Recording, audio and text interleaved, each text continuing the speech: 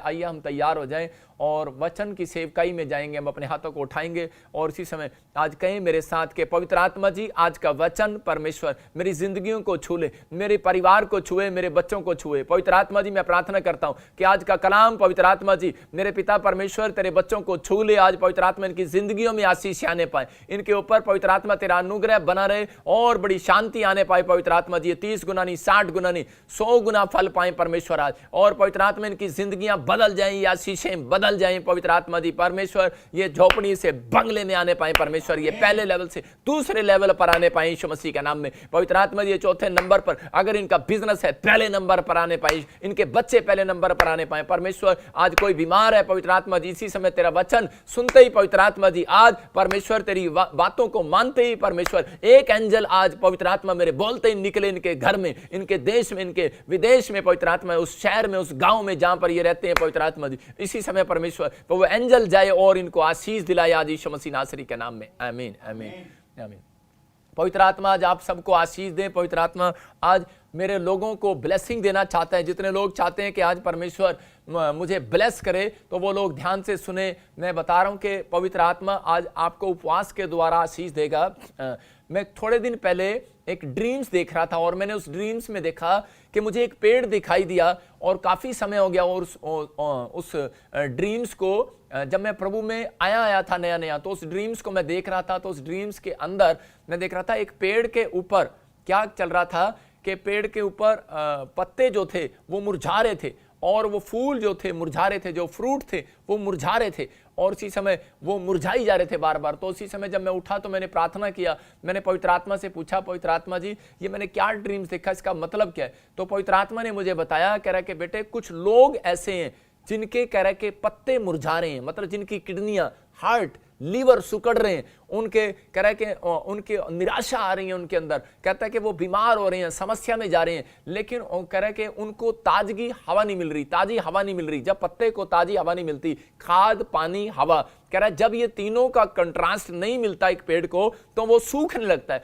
तो ऐसा ही हमारा जीवन है। तो पवित्र आत्मा ने मुझे बताया कि कह रहा है कि इन लोगों को बता, कह रहा है कि ये लोगों की मैं देख रहा हूं किडनियां, हार्ट, मतलब कि अभी मैं देख रहा था कि 7 साल पहले मेरा एक दोस्त था और उसकी बेटी कोई उस समय कोई वो 7 साल की होगी, तो मैं देखा वो इतनी छोटी सी लड़की वो इंजेक्शन लेके अपने आप पेट पर सुआ मार रही थी, ऐसे जैसे सुआ मारते हैं ठुस करके। मैंने कहा ये क्या कर रही है? तो कह रही नहीं, कह रही मैं ये शुगर का इंजेक्शन लगा रही हूँ, डायबिटीज है मुझे। मैंने कहा तेरी की, उसको अपने आप ही लगाना आता है ऐसे इंजेक्शन। और मैं हिल गया। छोटे छोटे बच्चों के साथ इतनी सी उम्र में ऐसा क्या प्रॉब्लम हो रहा है? कोई उसने पाप कर दिया या कोई उसने ऐसा गंदा फ्रूट खा लिया? 7 साल का बच्चा क्या खाएगा जो उसकी किडनियां खराब हो जाएंगी? क्या खाएगा जो उसको शुगर हो जाएगा? तो इसका मतलब क्या था कि उसके अंदर एक ताजगी नहीं है। मतलब कि आज आपके पेड़, आपका शरीर है, आपकी आत्मा है, कह रहा है कि आपकी आत्मा के अंदर आज ताजगी की जरूरत है। आपको खाद, पानी, हवा, लिख लो आप 3 चीजें, खाद, पानी, हवा। और कह रहा है कि अगर आज ये पवित्र आत्मा ने मुझे कहा, कह रहा है कि अगर ये 3 सीक्रेट तू इनको दे दे तो कह रहा है कि आज से मैं इनकी हड्डियों में, नसों में, मांसपेशियों में, फेफड़ों में, लीवर में, कह रहा आज मैं तुम्हारी आत्मा में एक नई ताजगी देने वाला हूं यीशु मसीह के नाम में, नई जान देने वाला हूं यीशु मसीह के नाम में। आज से आपके लीवर में नई जान आने वाली है, आपके दिमाग में एक नई जान आने वाली है। अगर कोई कोमा में पड़ा है, मैं कह रहा हूं नई जान आने वाली है दिमाग में, आज वो फिर से खड़ा होने वाला है यीशु मसीह नासरी के नाम में। किसी की आंखें बंद भी हो, बहुत सारे लोग बोलते हैं मुर्दा जिंदा नहीं हो सकता, ऐसा नहीं हो सकता, लेकिन परमेश्वर का आत्मा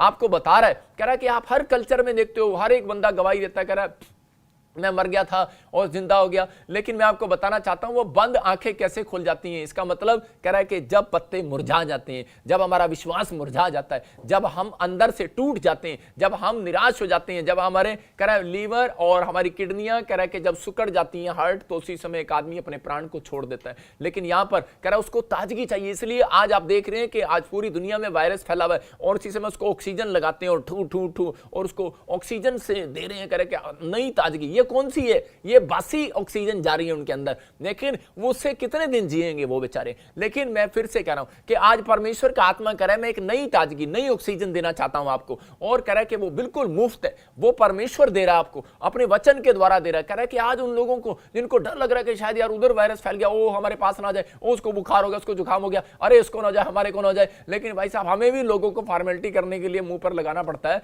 लेकिन मैं फिर से कह रहा हूं कि भाई हमें भी, लेकिन जो कानून है उसको मानना मानना है, हमने जो सरकार के आदेश है उसको मानना है, फॉलो करना है। लेकिन आपको बता रहा हूं कि आप घर बैठकर भी परमेश्वर से आप नई ताजगी को ले सकते हो। आज यीशु मसीह नासरी के नाम में आपको लेना है। मैं फिर से कह रहा हूं कि 3 चीजें सीक्रेट दिया था पवित्र आत्मा ने मुझे। आज से 10 साल हो गए, 2010 में मुझे बताया था परमेश्वर ने, और हमको बता 10-12 साल हो गए। तो उस समय में पवित्र आत्मा ने मुझे कहा था कि खाद, पानी, हवा पेड़ को जरूरत है, इनको बोलो। कह रहा कि आज तुम्हें क्या करना है, कह रहा कि वचन और उपवास, प्रार्थना, और नंबर 3 आपकी पवित्रताई में चलना, आपका कैरेक्टर। कह रहा है कि ये 3 चीजें, कह रहा है कि अगर आप अपनी लाइफ में करते हैं तो मैं कह रहा हूं कि अपने पेड़ को, अपनी हार्ट को, अपने लीवर को, अपनी किडनियों को आप क्या दे रहे हैं, खुराक दे रहे हैं यहाँ पे। और मैं कह रहा हूं आपकी जो खुराक अगर आप ये लेकर जा रहे हो, अभी लग रहा है आपको खुराक, मैं कह रहा हूं जब बच्चा बादाम खाता है, काजू खाता है, और उसी समय 2 बार दंत बैठक मारे। मैं आपको बता रहा हूं कि जब मैं जिम में जाता था तो उस समय मेरे चाचे ताऊ के लड़के बहुत तकड़े थे मेरे से, तो उसी समय जब मैं जिम में जाता था तो उसी समय काजू बादाम खाता और 2 बार डिप्स मारता, और उसके बाद देखता मेरे डोले कितने बड़े, लेकिन नहीं बड़े।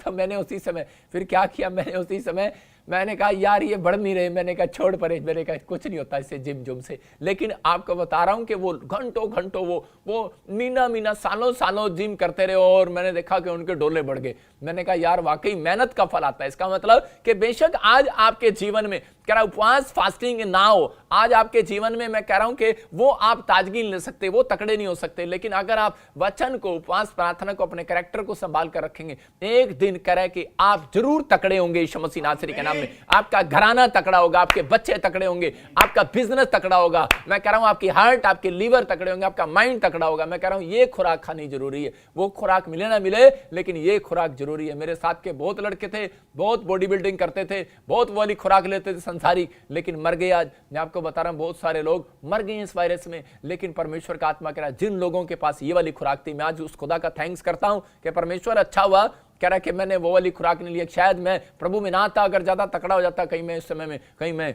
फिल्म स्टार हो जाता, कहीं मैं इधर उधर चला जाता, या फिर मैं कोई अपना जिम खोल लेता, शायद मैं प्रभु का दास नहीं बनने वाला था। लेकिन आज ये ताजगी मेरे ऊपर आई है। मैं आपको बता रहा हूं कि ये 3 सीक्रेट जब आपके अंदर होंगे कि मैं अपने हाथों को उठाऊं और कहूं कि खुदा कि आज परमेश्वर मुझे वचन करा के पढ़ने के लिए, वचन पर अमल करने के लिए मुझे आशीष दे। दूसरा सीक्रेट कि मैं आज से उपवास, प्रार्थनाएं परमेश्वर अपने जीवन में करूं। मतलब इसका मतलब हफ्ते में 1 दिन आप उपवास करें और परमेश्वर आपकी जिंदगियों में आशीष देगा। तीसरा कह रहा है कि आपको करना है, कह रहे पवित्र आत्मा से कि पवित्र आत्मा जी मैं पवित्रताई में चलने पाऊं। आप कह रहे हो परमेश्वर को, आपको चलना है भाई साहब, ये खाद आपको डालनी है। अगर ये खाद वचन की आपको डालनी है, कुछ लोग गलत प्रार्थना कर रहे हैं, इसलिए उनकी 5 मिनट में उत्तर नहीं आ रहा। क्यों? वो प्रार्थना कैसे कर रहे हैं? परमेश्वर मुझे वचन पढ़ना सिखा। अरे भाई साहब पहले तो आप पढ़ो, पहले आप, ठीक है, आप वचन ही नहीं पढ़ना स्टार्ट करेंगे तो परमेश्वर कैसे सिखाएगा आपको? तो कह रहा है कि आपको करना है, आपको अपने कैरेक्टर को संभाल कर रखना है, कि आपको कोशिश करनी है, आपको नहीं पढ़ने दे रहा शैतान, आपको पढ़ना है, आपको मन जाना है, आपको वहां तक जाना है। जब तक आप उस पॉइंट तक नहीं जाएंगे तब तक कुछ नहीं होगा। बहुत सारी दुष्ट आत्माएं 15 किलोमीटर, 50 किलोमीटर, 100 किलोमीटर, इनके एक दायरे होते हैं जो लोगों को एक्सीडेंट में मारती हैं। ये पवित्र आत्मा ने मुझे बताया था। जैसे आप देखते हैं कहीं पक्के पुल वाले, ऐसे पुल मशहूर होते हैं कि पुल पर जाया, पेड़ के पास गया, एक्सीडेंट हो गया, इस पेड़ के हुए के पास गया, बीमार हो गया।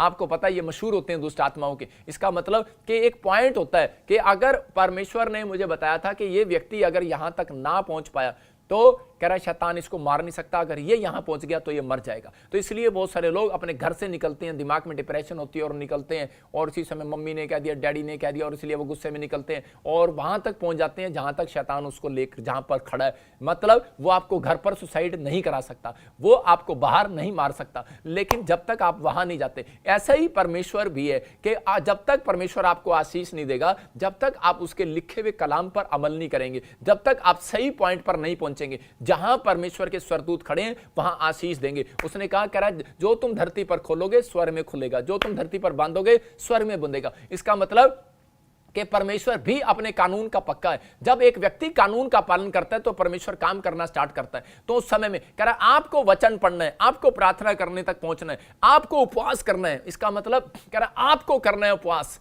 कुछ लोग बोलते हैं परमेश्वर मेरे से उपवास करा, परमेश्वर आपसे कभी उपवास नहीं कराएगा। आपको उपवास करने का मन बनाना है, और फिर जिस दिन आपने उपवास करने का मन बनाया तो प्रार्थना में रखें पहले कि परमेश्वर वो दिन मैंने जो चुना हुआ है, आप प्रार्थना में रखें कि परमेश्वर मुझे उस दिन उपवास करना ही करना है और मेरी सहायता कर। पवित्र आत्मा करेगा। कैरेक्टर को आपको संभाल कर रखना है। इसका मतलब ये खाद आपने डालनी है। मतलब आपका मन कर रहा है थोड़ा थोड़ा आपको ब्लू फिल्म देखने का, किसी का मन कर रहा है गालियां देने का, किसी का मन कर रहा है शराब पीने का, किसी का मन कर रहा है किसी के साथ बदतमीजी करने का, लेकिन उस मन पर कंट्रोल आपको करना है। इसका मतलब कि आपको पवित्रताई में चलने के लिए आपको खाद डालना है। इसका मतलब खाद क्या है? आपको ये खाद है। जब मैं बाइबल पढ़ रहा हूं तो इसी समय मुझे आज पूरा दिन वो वचन ध्यान रहेगा कि परमेश्वर, और मैं इसी समय उसको पढ़ता रहूंगा और बोलता रहूंगा। और आप जब प्रार्थना में बोलते रहेंगे, परमेश्वर मुझे पवित्रताई में चला, पवित्रताई में चला, परमेश्वर मैं तेरी आशीषें बना रहा हूं, तेरी जय जयकार, तेरी स्तुति। जब हम अन्य भाषा में बोलते हैं तो इसी समय हम दूसरे पापों से बचते रहते हैं। इसलिए हम पापों से बचते रहते हैं, इसलिए हम संसार से अलग है। इसलिए अन्य भाषा का गिफ्ट दिया जाता है कि आप अन्य भाषा में खाना बनाते हुए दुआ करो, आप सब कुछ करो। लेकिन इसका मतलब क्या करा कि ये 3 सीक्रेट कह रहा है कि आपके लिए बहुत जरूरी है, आपके अंदर खाद पानी हवा का काम करते हैं। और इसलिए कह रहा है कि अगर आज आपकी जिंदगी खराब हो चुकी है, अगर आपके कह रहा है कि अगर आप कोई समस्या में है, बीमारी में है, कोई टेंशन में है, डिप्रेशन में है, कोई कैंसर है, कोई प्रॉब्लम है, या कर्जा हो गया, या बहुत दिनों से कह रहा बीमार है और आपको कोई ताजगी आपके घर में नहीं आ रही, कोई नई चीज आपके घर में नहीं आई, कोई आज भी आप पुरानी गाड़ी में घूम रहे हैं, इसका मतलब बासा खाना खा रहे हैं, बासा जीवन जी रहे हैं, बासा ही कह रहा है कि आपके पास सब कुछ बासा है। लेकिन पवित्र आत्मा कह रहा है आज का उपवास आपके घर में नई ताजगी, नई ब्लेसिंग, नई आशीषें लेकर आने वाला है यीशु मसीह के नाम में। आपको फैसला लेना, अपने हाथों को उठाओ और बोलो कि परमेश्वर आज से मैं पवित्र आत्मा जी उपवास करूंगा, तू खुदा मुझे नई ताजगी दे आज यीशु मसीह के नाम में। आज मेरे उपवास करने से नई ताजगी दे। मैंने कहा इसका मतलब मैंने आपको भी ट्रेंड किया, आपको मैंने ट्रेंड किया भी कि उपवास करना है। उपवास करने के क्या फायदे हैं मैं आपको बताऊंगा, उपवास किस तरीके से रखा जाता है, इसको आपको करना है। पवित्र आत्मा कह रहा कहता है जब आप ऐसे करेंगे तो परमेश्वर उसी समय अपना मन खोलता है अपने बच्चों के लिए कि मैं आज ऐसे बच्चों को आशीष दूंगा जो आज फैसला ले रहे हैं कि परमेश्वर मैं अब तक जो उपवास नहीं रखा था आज से मैं रखूंगा। ऐसे लोग आशीष पाएंगे। जिन लोगों ने रखा है तो वो अपनी इस मैसेज से अपनी गलती सुधार लेंगे। परमेश्वर कि मैं इन मैसेज में कह रहा है कि मैं इन उपवासों में ये गलतियां कर रहा था, मुझे क्षमा कर, मैं आज से सही ढंग से उपवास करूंगा। और उसके बाद मैं कह रहा हूं कि आज रात रिजल्ट आने वाला है यीशु मसीह नासरी के नाम में। क्या तैयार हैं आप? कितने लोग तैयार हैं? जितने आमीन बोल रहे हैं वो तैयार हैं और वो अपनी आशीषों को लेने वाले हैं आज यीशु मसीह के नाम में। पवित्र आत्मा आपको आशीषित करे। जब हम उपवास करते हैं तो उसका मतलब कि परमेश्वर अपना मन खोलता है उन लोगों के ऊपर। और बाइबल हमें बताती है कह रहा है कि उपवास प्रार्थना हमारे अंदर एक नई ताजगी को लेकर आता है। हम देखते कह रहा है कि मत्ती के हम 17 और 21 को पढ़ेंगे, मैथ्यू चैप्टर उसके 17 और 21 को पढ़ेंगे। इसका मतलब क्या है कि ध्यान से सुनना कि ये पेड़ जो है कह रहा है जब आप अपने घर के आसपास कह रहा है ग्रीनरी को लगाते हैं, ग्रीनरी को क्यों लगाते हैं? क्योंकि वो घर के आसपास नई ताजगी मतलब नई हवा, नई ऑक्सीजन मिलती रहे। इसका मतलब कि परमेश्वर भी कह रहा है अपने लोगों को बिना उपवास प्रार्थना के नई ताजगी कभी नहीं देता। इसका मतलब कि एक पास्टर को अपने आसपास ग्रीनरी लगानी चाहिए। ग्रीनरी जब आप उपवास प्रार्थना करते हैं तो एक अनॉइंटिंग आपके ऊपर उतरती है और परमेश्वर आपको नया करता चला जाता है। बहुत सारे लोग कह रहे कि बिजनेस नहीं चल रहा तो ग्रीनरी करो, ग्रीनरी में जाओ। इसका मतलब ग्रीनरी क्या है? कह रहे कि आपने पौधा लगाया एक, उपवास जब आप करते हैं तो परमेश्वर वहां पर आता है। जब आदम और हव्वा को देखा उसके आसपास ग्रीनरी देखी तो परमेश्वर लिखा उत्पत्ति में कि वो आदन की वाटिका में कह रहा ठंडे समय में आ गया। इसका मतलब कि मुझे डॉक्टर ने बताया था, कह रहा कि आंखों की रोशनी बढ़ती है बेटे, ग्रीन घास पर जाकर सुबह सुबह पैर ओस वाली ग्रीन घास पर जाकर पैर रखकर आप थोड़ा सैर किया करो। इसका मतलब कि बहुत सारे लोग ऐसा करते हैं जब डॉक्टर की सलाह मानते हैं। तो इसका मतलब कि वो डॉक्टर की सलाह भी ठीक है लेकिन परमेश्वर अपने पैर रख रहा था उस ग्रीनरी पर। कह रहा है कि वो ग्रीनरी पर पैर रख रहा था और ठंडे समय में वो रोशनी ले रहा था। इसका मतलब परमेश्वर को भी रोशनी की जरूरत है। वो आपको चाहता है, जब वो आपको देखता है तो उसको एक नई रोशनी मिलती है। हालेलुया। वो जो आपको भक्ति करते हुए देखता है उसका मन खुश हो जाता है। वो मन खुश हो आनंद से भर जाता है कि मेरे बच्चे जिनके लिए मैंने महल बनाया, जिनके लिए मैंने घर बनाया, कि ये यहां पर रहेंगे और ये ताजगी में रहेंगे अब से यीशु मसीह के नाम में। लेकिन परमेश्वर चाह रहा है, कह रहा है जब आप उपवास नहीं करते तो आप बासा लगता है परमेश्वर को। जब आप कह रहा है कि प्रार्थना नहीं करते तो आप बासी हो जाते हैं। जब आप वचन नहीं पढ़ते, एक दिन ना पढ़ो, आपको परमेश्वर देखेगा कि ये नहाए नहीं हुए, बासी लगते हैं आप बासी रोटी नहीं खा सकते। परमेश्वर भी कह रहा है कि ऐसे लोगों की प्रार्थना ही नहीं सुनता, बासी प्रार्थना ही नहीं सुनता परमेश्वर। पवित्र आत्मा आज आपके जीवन में एक नई अनॉइंटिंग को लेना चाहता है, नई अनॉइंटिंग को देना चाहता है। नया अभिषेक आएगा। मैं कह रहा हूं दुष्ट आत्माएं बाहर जाएंगी। आज नया अभिषेक आएगा, आप कर्जे से बाहर आएंगे। एक नया अभिषेक आएगा। मैं कह रहा हूं लंगड़ा चलने लगेगा, अंधा देखने लगेगा आज यीशु मसीह के नाम में। आपको उस नए अभिषेक को रिसीव करना है आज। बोलो अपने हाथों को उठाओ और खुदा कि मुझे एक नए अभिषेक से भर दे आज यीशु मसीह नासरी के नाम में। मैं कह रहा हूं कि अगर आज सर्वाइकल है, कोई बुखार है, कोई कीटाणु आपके आसपास तंग कर रहे हैं या फिर कोई वायरस वाला व्यक्ति भी आपके घर में घुस गया हो, मैं फिर से कह रहा हूं कि आज वो कीटाणु बाहर जाने वाले हैं यीशु मसीह नासरी के नाम में। आपके इन्फेक्शन खत्म होने वाले हैं। आपको विश्वास करना है कि परमेश्वर कि मैं आज तेरे साथ चलूंगा यीशु मसीह के नाम में। हालेलुया। हम पढ़ते इस मत्ती के 7:21 को और देखो पवित्र आत्मा ने क्या बताया। हाँ, यह जाति बिना प्रार्थना और उपवास के नहीं निकलती। देखो यहाँ पर क्लियर लिखा, कह रहा एक जगह पर कह रहा यीशु मसीह वहां पर गया और चेले वहां देख रहे थे कि यीशु मसीह ने एक दुष्ट आत्मा से पीड़ित व्यक्ति के ऊपर हाथ रखा और वो निकल गई और वो आजाद हो गई। लेकिन बहुत सारे लोगों ने जब उस दुष्ट आत्मा के ऊपर, उसके चेलों ने जब हाथ रखा और प्रार्थनाएं किया तो वो दुष्ट आत्मा नहीं निकली। तो उसी समय परमेश्वर बता रहा था यहां पर, कह रहा है कि ये जाति बिना प्रार्थना और उपवास के नहीं जाती है। इसका मतलब पास्टर सावधान, विश्वासियों सावधान। कह रहा है कि यहां पर परमेश्वर ने चेलों को सावधान कर दिया। बोलता है, कह रहा है कि अगर बड़ा बिजनेस खोलना है बिना प्रार्थना उपवास के नहीं खुलने वाला, बड़ी कंपनी खोलनी है बिना प्रार्थना उपवास के नहीं खुलने वाला। कह रहा है कि आपको, कह रहा है कि बड़े मुकाम पर जाना है, बड़ा डिसीजन लेना है, बिना प्रार्थना उपवास के नहीं खुलने वाला। बैटरी चार्ज आपको करनी पड़ती है। ऐसे ही कह रहा है कि एक पास्टर को, कह रहा है कि आज एक पास्टर मुझे पूछ रहा था और काफी समय से आकर कह रहा था, कह रहा है पास्टर पहले मेरे ऊपर बड़ी अनॉइंटिंग थी लेकिन अचानक खत्म क्यों होगी। इसका मतलब कि कह रहा है कि मेरे ऊपर एकदम से खत्म होगी। मैं क्या, कैसे पता लगा आपको खत्म हो गया? वो बोल रहा था, कह रहा है कि चर्च में पहले काम हो रहा था अब काम नहीं हो रहा। मैंने कहा इस वचन को पढ़, मत्ती में क्या लिखा 17:21 में। कह, मैंने कहा बिना प्रार्थना उपवास के जाति नहीं जाती है, ये दुष्ट जाति नहीं जाती है। इसका मतलब ये बीमारी वाली जाति भी होती है। इसका मतलब ये बीमारी वाली, ये शैतान के कर्जे वाली और ये निराश करने वाली, तराक कराने वाली, इसका मतलब ये जातियां ऐसी होती हैं। कह रहा है इनको बीमारियों को बोलते हैं। और इसी समय कह रहा है कि वो जाति है। यीशु मसीह कह रहा है ये जाति, वो कह रहा है नहीं जाती। मैं, यीशु कह रहा है अरे कौन कह रहा है नहीं जाती? कह रहा है जाती है। कह रहा है जब आप उपवास प्रार्थना करते हैं तो ये प्रॉब्लम जाने वाली आज रात यीशु मसीह के नाम में। और इसी समय उस पास्टर ने उपवास प्रार्थना शुरू किया और उसने मुझे बताया, बोलता है, कह रहा पास्टर, कह रहा सही में, कह रहा है कि मैं थोड़ा ढीला हो गया था और जब मैंने उपवास प्रार्थना में अनॉइंटिंग मांगा, कह रहा कि अब मैं प्रार्थना करता हूं और उसी समय परमेश्वर काम करता है। मैंने कहा सुनो यही बात है। मैंने कहा आपको हाथ रखना पड़ता है। मुझे दूर से यहीं से बैठकर Canada, Australia, England, America, New Zealand में चंगाई आ रही है यीशु मसीह के नाम में। पंजाब में चंगाई आ रही है। मैं कह रहा हूं जो मुझे न्यू चंडीगढ़ से, रोपड़ से, कहीं से, दिल्ली से देख रहे हो, मैं फिर से कह रहा हूं कि आप चंगाई आ रही है। यही कारण है मैं कह रहा हूं कि आपके जीवन में ये चमत्कार होने वाला यीशु मसीह के नाम में। आज आपको करना है लेकिन तरीका सही नहीं है। आपको अभी इसी में बताया कि ये रखना क्यों जरूरी है, लेकिन कुछ लोगों का तरीका सही नहीं है। कुछ लोग अब नहीं जानते तरीका क्या है, लेकिन आप लिख लो कि नंबर तीन बातें आपके जीवन में होनी चाहिए। कह रहा है जब आप करो तो कह रहा है एक नम्र आप हो जाएं, उसी समय नम्रता के साथ। कह रहा है नम्र बनाएं अपने आप को। नंबर 1 नम्र बनाएं अपने आप को। नंबर 2 त्याग करें। किसका? अपने मन का त्याग करें, बाहर घूमने का त्याग करें। उस दिन ज्यादातर, जिस दिन आप उपवास रखेंगे उस दिन ज्यादातर आपका गोलगप्पे खाने का मन करेगा। औरतों को तो बहुत करता है गोलगप्पे खाने का मन, तो उनको उसी समय उनको कंट्रोल करना है। कह रहा है त्याग करना है। त्याग नहीं, आज मैंने त्याग करना है मतलब। और शारीरिक संबंधों में, तीसरा शारीरिक संबंधों में उपवास। फिर से आप समझ लो, कुछ लोगों को नहीं मालूम, कुछ पास्टर विश्वासियों को भी नहीं मालूम, जो अभी नई सेवा कर रहे हैं, मैं उन लोगों की बात कर रहा हूं कि जो उन लोगों को भी नहीं मालूम, जो नए विश्वासी हैं, भी उनको लिए खासकर बता रहा हूं कि शारीरिक संबंधों में उपवास। इसका मतलब कि बहुत सारे शारीरिक संबंधों में कैसे कि आपका कह रहे कई विश्वासी जो हैं उपवास करते हैं, शादीशुदा जोड़े, और वो 5 बजे तक उपवास करते हैं और उसके बाद फिर वो शाम को वो अपनी पत्नी के पास चले जाते हैं, पत्नी अपने पति के पास चली जाती है। शारीरिक संबंधों में उपवास करना है। अगर आप ये उपवास नहीं करते तो प्रॉब्लम्स आती हैं, आपके उपवास कैंसल हैं, आपके उपवास नहीं रखे जाते। 40 उपवास किए और आप अपनी पत्नी के पास भी गए तो इसका मतलब कि आपने शादी में आपके लिए कोई मनाही नहीं है। लेकिन मैं फिर से कह रहा हूं कि ये संबंध परमेश्वर ने जोड़ा आपका, ये अच्छा संबंध है, लेकिन इस संबंध में आपको कुछ समय के लिए परमेश्वर के साथ रहना है। उसका मतलब कि अपनी पत्नी से उस समय अलग हो जाना है। इसका मतलब शारीरिक संबंध, कह रहा कि कहीं हमारे शरीर से जुड़े होते हैं। जैसे हम टीवी देखने पे हमें इंटरेस्ट होता है, हमारे मन के साथ जुड़े हुए,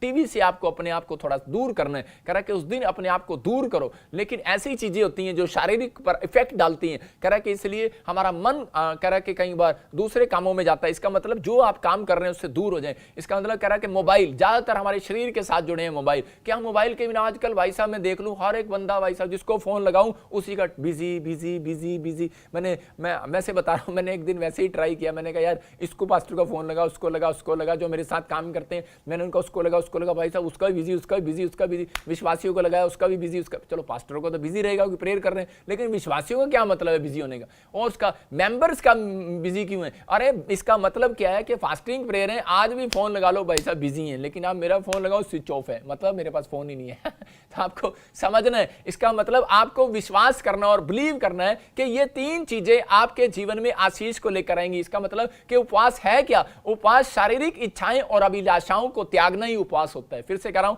कि शारीरिक इच्छाओं को और अभिलाषाओं को त्यागना, कह रहा है ये उपवास होता है। कुछ लोग उपवास करते हैं और उपवास करते करते करते देखते रहते हैं, हाँ मम्मी 5 बज गए, फटाफट खाना लिया, 5 बज गए टीवी देखते रहते हैं कि बस टाइम पास करें भाई साहब। इसका मतलब वो उपवास नहीं है। इस शरीर का उपवास का मतलब शरीर को दुख देना नहीं है, अपनी आत्मा को खुदा के लिए तैयार करना है, अपनी आत्मा को परमेश्वर के लिए तैयार करना है कि आज पवित्र आत्मा जी देख, मैंने परमेश्वर आज छुट्टी ले ली है। किससे? कह रहा है कि आज मैंने छुट्टी ले ली है तेरे कारण। किसके लिए? हाथ को बोलो अरे छुट्टी आज, अपनी आंख को बोलो अरे छुट्टी आज, टीवी की छुट्टी आज, आंख ने छुट्टी ले ली है टीवी के लिए, आज आप मोबाइल ने छुट्टी ले ली है कानों के लिए। एक दिन तो छुट्टी ले लो भाई साहब। आप जब किसी कंपनी में काम करते हो एक दिन का रेस्ट तो आप भी मांगते हो। इसलिए कह रहा है कि परमेश्वर ने वो संडे का दिन आपके लिए बनाया। कहता है कि आप रेस्ट करें और पवित्र आत्मा के लिए एक दिन तो ले लो। जब आप लेते हैं, चर्च में आते हैं, एक दिन छुट्टी लेते हैं आप संसार से, तो आप परमेश्वर आपके जीवन में क्यों नहीं आशीष देगा? पवित्र आत्मा देगा, लेकिन सही ढंग से जब आप उपवास नहीं रखते इसलिए आशीष नहीं आती। लेकिन हम देखते हैं नम्रता के बारे में परमेश्वर ने क्या कहा। कुछ लोग ऐसे प्रार्थना करते हैं, परमेश्वर मुझे नम्र बना। अरे नहीं बनाएगा परमेश्वर तेरे को नम्र। लेकिन मैं कह रहा हूं कि आपको नम्र बनाने के लिए उसने तरीका दे दिया कि ऐसी जाति, कह रहे कि जो कठोर है, जिसको गुस्सा आता है, कह रहे कि वो कह रहा कि उपवास रखे। कह रहा पत्नी अगर तेरे पति को गुस्सा आता नहीं विश्वास करता, उपवास कर उसके लिए कि परमेश्वर उसे नम्र बना, तू उपवास कर। और या फिर वो व्यक्ति अपने आप को नम्रता के लिए लेकर जाए, क्योंकि दूसरा इतिहास 7:14 को जब हम पढ़ते हैं तो उसमें हम देखते हैं वहां पर क्या लिखा कि वहां क्लियर कर दिया परमेश्वर ने। हाँ पढ़ेंगे। अब यदि मेरी प्रजा के लोग जोर से बोल। जो मेरे कहलाते हैं दीन होकर प्रार्थना करें और मेरे दर्शन के खोजी होकर अपनी बुरी चाल से फिरें, तो मैं स्वर्ग में से सुनकर उनका पाप क्षमा करूंगा और उनके देश को ज्यों का त्यों कर दूंगा। देखो क्लियर लिखा यहां पर, कह रहा है कि अगर मेरी जाति के लोग, कह रहा है मेरे देश के लोग, मेरे मसीह लोग, कह रहा है कि अगर अपने आप को दीन करें, अपने आप को नम्र करें, अपने आप को नम्र करें। फिर से सुनो कि सीक्रेट है ये कि आप नम्र करें। इसका मतलब आपको नम्र करना है। खुदा नहीं कह रहा कि आजा बेटे मैं तुझे नम्र बनाऊंगा, और कह रहा है खाद तुझे डालनी है अपने अंदर। ओए पेड़ है तू, कह रहा है कि खाद तुझे डालनी है कि तू अपने आप को नम्र कर। लेकिन नम्र होता नहीं है। नम्र हमारी दुआएं करती हैं आपके पति को, आपके बच्चों को नम्र कैसे करती हैं? नहीं चर्च आ रहे, नहीं प्रार्थना कर रहे, नहीं बाइबल पढ़ रहे, नशा कर रहे हैं। जब हम प्रार्थना करते हैं फिर क्या होता है? उनको कई बार नुकसान हो जाते हैं। मैं फिर से कह रहा हूं, कई बार हम प्रार्थना करते हैं, वो उनके क्या करते हैं, उसी समय परमेश्वर एक डंडा लेकर उनका पीछा करता है। मैं फिर से कह रहा हूं, स्वर्गदूत भी जाते हैं। कह रहा है बिलाम के सामने डंडा लेकर खड़ा हो गया, ओए किधर जा रहा है? कह रहा है सुधर नहीं रहा। मैं कह रहा हूं कई बार जानवर से पवित्र आत्मा संभालता है लोगों को, जानवर से देता है। कई बार आपका मोबाइल आपको समझा रहा होता है जब खराब हो जाता है। कई बार आपके किचन में आपका सिलेंडर जब खत्म हो जाता है आपको समझा रहा होता है। मैं कह रहा हूं कि सिलेंडर फट जाता है। कई बार आपका एक्सीडेंट कह रहा है कि आपका हो जाता है। मोबाइल, मैं कह रहा हूं वो कार, वो बाइक आपको समझा रही होती है कि तू गलत चल रहा है। इसका मतलब आपको नम्र होने की जरूरत है और उसी समय परमेश्वर के चरणों में जाने की जरूरत है। इस साल सैलरी नहीं मिला, इस साल लॉकडाउन हो गया, इस साल फिर वायरस आ गया, इसका मतलब नम्र होने की को के इस समय सुलेमान को भी, मूसा को भी, अब्राहम को भी, सबको कहा करा के सुनो, करा के संतों को कहा परमेश्वर ने कि अपने लोगों को बोल दे अगर ये जातियां, ये देश अपने आप को नम्र करें, करा के और दीन होकर मेरे सामने उपवास करें और प्रार्थना करें। इसका मतलब उपवास प्रार्थना का इतना बड़ा फल है, इतना परमेश्वर गौर करता है उपवास प्रार्थना के ऊपर। और इसका मतलब कि उपवास प्रार्थना से ही परमेश्वर आपकी बैटरी चार्ज करता है। सबसे बड़ा सीक्रेट है बाइबल का ये कि इसका मतलब कि उपवास हमें नम्र करता है। जब हम उपवास नहीं करते, क्योंकि जब हम उपवास में जाते हैं परमेश्वर कि मुझे माफ कर दे, कल अगर किसी का नुकसान हो जाए तो वो उसी समय बोलेगा परमेश्वर कि पता नहीं नुकसान क्यों रहा, अच्छा कोई एक्सीडेंट हो जाए तो परमेश्वर एक्सीडेंट हो गया, बीमार हो गया, मैं उपवास करूंगा परमेश्वर कि मैं तेरे पास आऊंगा। इसका मतलब उपवास में हम क्या करते हैं? रोते हैं, दुआएं करते हैं कि परमेश्वर मैंने उसको झूठ बोला था, मैंने उसको गाली दिया था, मैंने अपने पति को मारा था, अपनी पत्नी को बोला था, मैंने ऐसे किया था, परमेश्वर मुझे क्षमा कर दे। मैं अपने आप को डाउन करती हूँ। यही होता है नम्र बनाना। इसका मतलब कि आप जब अपनी गलती का एहसास मानते हैं, पश्चाताप करते हैं, तो यही तो है नम्र बनाना। ये थोड़ी अपने मुंह पे थप्पड़ लगाना कि मैं नम्र हो गया हूं, ऐसे बैठ जाना, खाओ बच्चा कैसे हो और ठीक हो, ये नम्र बनाना नहीं है। कह रहा है कि आपको, मैं फिर से कह रहा हूं किन लोगों की बात कर रहा हूं, मैं आपको पता है किन लोगों की बात कर रहा हूं संसार के अंदर, लेकिन परमेश्वर का आत्मा उन लोगों की बात कर रहा है। नम्र बनाना ये नहीं है। नम्र बनाना आपका कैरेक्टर के अंदर जब नम्रता आती है, आपके कैरेक्टर में जब पश्चाताप आता है, आपके कैरेक्टर में जब दया आती है, आपके मन में जबकि दूसरों के प्रति एक भावना आती है कि यार मैं इसको 10 रुपए की रोटी खिला देता हूं, आपके अंदर भावना आती है कि यार मैं कुछ करता हूं, यार मैं अपने बच्चों के से प्यार से बात करूंगा, कल मैंने गलती किया किया, पत्नी से गुस्से में बात किया। मैं आज से परमेश्वर, मैं इस समय में ऐसे बात करूंगा। इसलिए परमेश्वर यशायाह से बोलता है, कह रहा कि इनसे कह दे आजकल का जैसा ये उपवास रखते हैं मुझे पसंद नहीं है। कह रहा टाट बिछाना, कह रहा कि और टाट बिछाकर उपवास करते, और कह रहा गरीबों का हक मारते और विधवा का पैसा खा जाते, कह रहा दूसरों से झूठ बोलते, और कह रहा कि आजकल कह रहा कि दूसरों से पैसे मांगकर वापस नहीं करते। कहता कह रहा क्या है, कह रहा कि ये चाल चलन, कहता कह रहा कि नहीं, कहता इसलिए कह रहा कि मैं ऐसे उपवास से खुश नहीं हूं, कहता ऐसे उपवास से खुश नहीं हूं। कह रहा इसलिए तरीका है, कह रहा नम्र बनाओ, अपने आप को, अपने घमंड को छोड़ दो, अपने आप को, अपने विचारों को छोड़ दो। परमेश्वर कह रहा है, कहता आपको जब आप अपने आप को नम्र बनाते हैं, कुछ लोग बोलते हैं नहीं नहीं, अरे ले पादरी साहब आप ही बहुत गुस्से वाले हो। अरे गुस्सा ये नम्र बनाना नहीं है, नम्र बनाना जिससे मेरे साथ अगर आप नम्र बनने में मुकाबला करोगे, परमेश्वर आपको देख रहा है। मैं फिर से कह रहा हूं कि आप मेरे साथ बैठ जाओ, मेरे कैरेक्टर को और अपने कैरेक्टर के साथ जांचना है कि भाई कैसे नम्र बनाया गया, कैसे नम्र बनाया गया। अगर हमें कोई, हमारे पास अगर कोई, मैं बता रहा हूं कि अगर कार की किस्त भरने के लिए पैसे नहीं होते ना, लेकिन हमारे गेट पर अगर कोई मांगने वाला आ जाए या कोई मेरा विश्वासी लोग आ जाए, हेल्प मांगने लगे, भाई साहब हेल्प करते हैं उसकी, अपने आप को, अपने पेट को काट कर हेल्प करते हैं। इसका मतलब क्या है कि हम दूसरे दीन दुखियों की तरफ मन लगाते हैं। मैं कह रहा हूं कि जितना चंदा 20 दशमांश आप भेजते हैं उन लोगों को, मैं कह रहा हूं कि उनसे हम क्या करते हैं, हम लोगों को हर संडे, हर वीरवार, शनिवार, संडे छोड़कर हर दिन लोगों को हॉस्पिटल के बाहर खाना खिला रही है हमारी टीम, अलग अलग जगह पर जा रही है, लोगों की हेल्प कर रही है। 300 लोगों के जो सिर्फ प्रार्थना करने के, जो बच्चे बिगड़ गए थे, जिनके माँ बाप मेरे पास आते थे कि हमारे बच्चे बिगड़ गए, हमारे बच्चे बिगड़ गए, कोई इनको बिगड़ेंगे क्यों नहीं, आप जॉब कर रहे हैं, आप करा रहे हैं 10,000 5,000 की जॉब के लिए आपने इसको भाई साहब वहां पे लगा रखा, मॉल में लगा रखा, शोरूम में लगा रखा, उनको आदत यही पड़नी है। अगर 5-7-10,000 की जरूरत है तो आप मैं कह रहा हूं कि आप लोग जब दान दशमांश देते हैं, भेंट देते हैं, जो बच्चे पढ़ाई में कामयाब नहीं हो रहे उन बच्चों को हम उपवास प्रार्थना में अपने साथ शामिल करते हैं, उन बच्चों को हम जॉब में हेल्प करते हैं। और मैंने कहा यही दान दशमांश जो आप देते हैं आप उनकी हेल्प करते हैं। और आज 300 बच्चे मेरे साथ बैठ के प्रार्थना उपवास करते हैं। मैं कह रहा हूं कि वो अपने अपने आपके लिए प्रार्थनाएं करते हैं, तैयार हो चुके हैं। इसका मतलब कि वो और कोई काम नहीं करते, वो यही काम करते हैं। इसका मतलब क्या किया, हमने अपने आप को डाउन किया हुआ है। मैं कह रहा हूं कि देने में, आप जब देने में डाउन करते हैं अपने आप को, नम्र हो चुके हैं। अगर आज आप कह रहे कि अपने स्वभाव को, कह रहे अपने बच्चों के साथ, कह रहे कि अपने परिवार के साथ, अपने पत्नी के साथ, कह रहे कि जब आप कैरेक्टर में नम्रता दिखाते हैं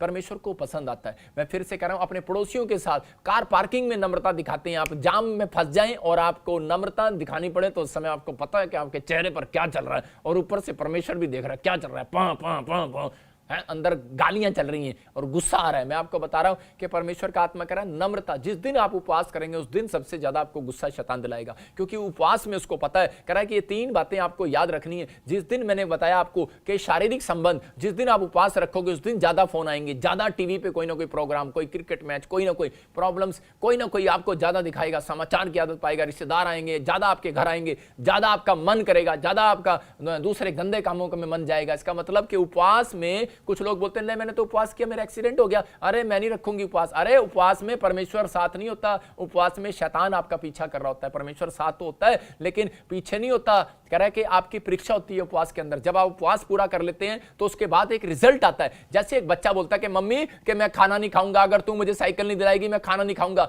तो उसी समय परमेश्वर क्या करता है, मैं फिर से कह रहा हूं, उन लोगों को उसकी मां के मन में डालता है, और मन उसकी मां देख रही है मेरे बच्चे ने 3 दिन खाना नहीं खाया तो उसको साइकिल दिलानी पड़ती है। तो आपका बाप कह रहा है वो ऊपर से देख रहा है, अगर आप 3 दिन उपवास कर लो, मैं कह रहा हूं हिल जाएगा परमेश्वर का सिंहासन, परमेश्वर हिल जाता है। उसका मन भी प्यार करने वाला है, आप उसके बच्चे हो, वो आपका बाप है। जब आप उपवास प्रार्थनाएं करते हो वो उत्तर देने वाला है हजरत यीशु मसीह नासरी के नाम में।